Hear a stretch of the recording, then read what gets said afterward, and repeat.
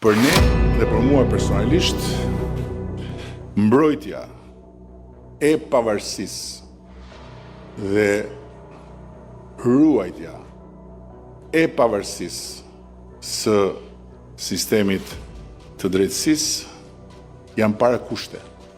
Kur nuk duhet hedhur fëmia bashkë me ujin e pistit. Teoritë e kota se kryeministri Edi Rama do të vihet në trysninë ndërkombëtare nëse pengon drejtësinë po qarkullojnë ca si dendur. BE është e shqetësuar për qëndrimet e Ramës dhe qenieve të tjera politike që mendojnë për të penguar drejtësinë. Në një situatë të tillë, Europa që ka të hapur kapituj dhe grup kapitujsh për negociata, si vend kandidat për në BE, mund t'i japin Shqipërisë një karton të kuq për të qëndruar jashtë lojës së tyre për një kohë të pacaktuar. Por Rama e ka ndarmendjen për të sfiduar këdo dhe kudo qofshin, në Tiranë zyrtare, Bruksel apo Washington.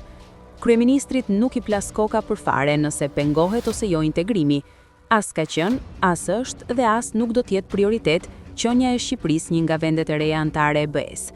Gjithçka me çështje integrim është fabul boshe për trut e boshta të militantëve. Kryetari një qeverie që ka ardhur dhe mban pushtet me krim, oligarki dhe korrupsion, nuk mund të tërhiqet nga asnjë lloj presioni, qoftë edhe ai ndërkombëtar.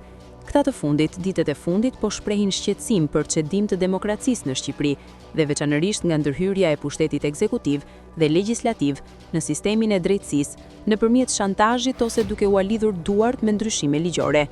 Nuk do t'ja di nëse do të kërcënojnë me bllokim negociatash apo të lëshojnë rezoluta. Për Ramën qëllimi është mbajtja e pushtetit, pa u cënuar nga askush. Deviza e tij është mbajtja me çdo kusht e mjet e pushtetit.